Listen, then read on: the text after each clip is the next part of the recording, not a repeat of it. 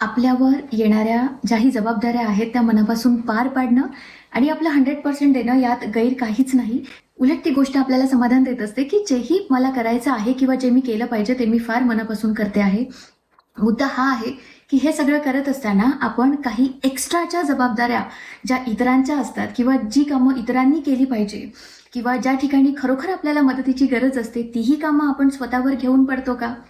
का उगाच मदत मागायची किंवा समोरच्याला चारदा सांगून झालं आहे मग का उगाच वाद घालायचा, या नादात तुम्ही सुपर ह्युमन बनण्याचं ट्राय करताय का? मला हे सांगायचं आहे की माणूस म्हणून स्वतःच्या काही मर्यादा असतात आणि त्या आपण स्वीकारल्या पाहिजे.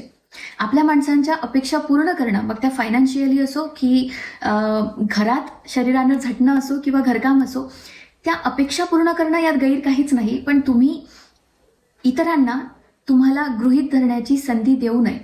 इतकंही करू नये की सगळेजण तुम्हाला गृहीत धरायला लागतील आणि मग असं होईल की मला आधाराची जागाच नाही कुठे. मला व्यक्त होण्यासाठी, माझ्या गरजा बोलून दाखवण्यासाठी मला कुठे जागाच नाही. इथून पुढे आपल्या माणसावर मनापासून प्रेम करा. त्यांना काय हवं नको ते नक्की बघा. फक्त कितीही जवळचं माणूस असलं तरी त्याला गृहीत धरायची संधी कधीच देऊ नका.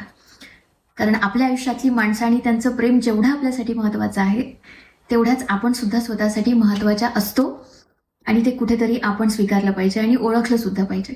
थँक्यू.